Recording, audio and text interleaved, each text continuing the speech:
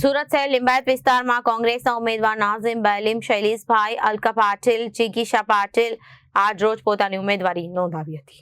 સુરત શહેર લિંબાયત વિસ્તારમાં કોંગ્રેસના ઉમેદવારો નાઝીમ બેલીમ, શૈલેષભાઈ અલકા પાટીલ, જિગીશા પાટીલ અને આજરોજ પોતાની ઉમેદવારી નોંધાવી હતી. આજરોજ લિંબાયત વિધાનસભાના કોંગ્રેસના માજી કોર્પોરેટર ઇકબાલ બેલીમના પુત્ર તમામ આગેવાનો સાથે કલેક્ટર કચેરી પહોંચીને પોતાની કોંગ્રેસ પક્ષમાંથી દાવેદારી નોંધાવી હતી. તેમજ હાલમાં છેલ્લા 25 વર્ષથી ભાજપમાં સક્રિય શૈલેષને પણ કોંગ્રેસે વોર્ડ નંબર 25 માંથી ટિકિટ આપીને પોતાના પક્ષમાં ઉમેદવારી અને આજ રોજ નોંધાવી, જેના કારણે વોર્ડ નંબર 25 ની લિંબાયતની પેનલ ખૂબ જ મજબૂતાઈથી ચૂંટણી જંગમાં ઉતરી હોવાનું લોકો કહી રહ્યા છે. વિસ્તારમાં મહિલાઓને શા માટે અન્યાય થઈ રહ્યો છે? તમે એક મહિલા છો, કેવી રીતે?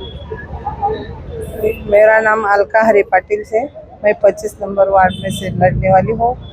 महिला पे बहुत अत्याचार चालू से और वो दारू बेचते हैं तो घर घर बहुत झगड़ा फांडन चलता है. इसलिए મારું નામ શૈલેષ હીરાલાલ પરાગ છે. વોર્ડ નંબર 25 કોંગ્રેસ પાર્ટી તરફથી ઉમેદવાર છું. ખરેખર તો કોંગ્રેસ પાર્ટીથી ઉમેદવારી મળી બદલ સૌ પાર્ટીના જે મુખ્ય આગેવાનો છે એમનો આભાર માનું છું. બીજું એવું કહેવા માગું છું કે મારા વોર્ડમાં ખૂબ જ સમસ્યાઓ છે. ખૂબ સમસ્યાઓ છે, જેવી આરોગ્યની સમસ્યા છે, સ્કૂલોમાં સારી વ્યવસ્થા નથી.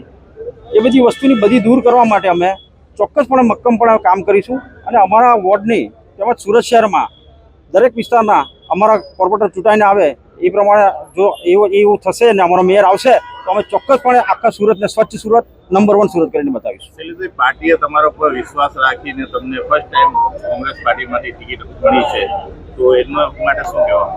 સૌપ્રથમ સૌ આગેવાનોનો ખૂબ ખૂબ આભાર માનીશ અને પાર્ટીએ જે મારા પર વિશ્વાસ રાખ્યો છે એ વિશ્વાસ ચોક્કસપણે રહેશે એની હું ખાતરી આપું છું. કેટલા સમયથી તમે ભાજપમાં સક્રિય હતા અને હાલ કોંગ્રેસમાં આવ્યા કેટલા દિવસ? હું ભાજપમાં 25 વર્ષથી સક્રિય હતો અને કોંગ્રેસ પાર્ટીએ મને ટિકિટ આપી, મને લાયક સમજ્યો એ બદલ સૌ મહાનુભાવોનો આભાર માનું છું.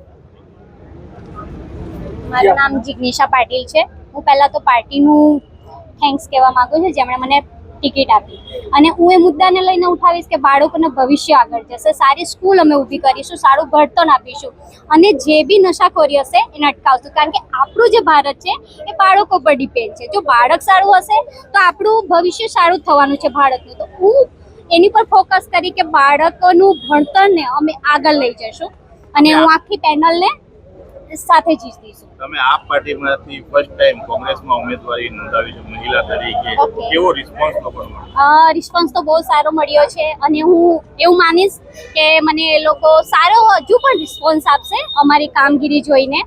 એના માટે હું ખૂબ જ થેન્ક્સફુલ છું, બધાનો આભારી છું. કયા મુદ્દાઓ લઈને તમે મેં પહેલા જ કીધું, શિક્ષણનો મુદ્દો મારો પહેલો રહેશે બાળકો માટે. હું એના માટે વધારે કોશિશ કરીશ. મારું નામ નાઝીમ ઇકબાલ બેલીમ છે. હું વોર્ડ નંબર 25 થી ઉમેદવારી કોંગ્રેસ પાર્ટીથી કરી છે. શું લાગી રહ્યું છે, શા માટે તમે ઉમેદવારી કરી? અમે અમારા જે કોંગ્રેસ આપણા વોર્ડ નંબર 25માં જે દારૂને અડ્ડા અને ડ્રગ્સના ઉપર જે કાર્યવાહી કરવાના છે એના માટે અમે અધૂરો વિકાસ પૂરો કરવા માટે કાર્યકારી કરવાના છે. હાલમાં વોર્ડ નંબર 25 ની શું પરિસ્થિતિ છે? હાલમાં વોર્ડ નંબર 25માં આપણા ભાજપના કાર્યાલયની આસપાસ દરેક દારૂના અડ્ડાઓ જોવા મળે છે.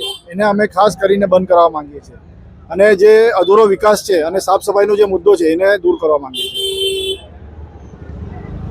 Bureau report, Janadesh news.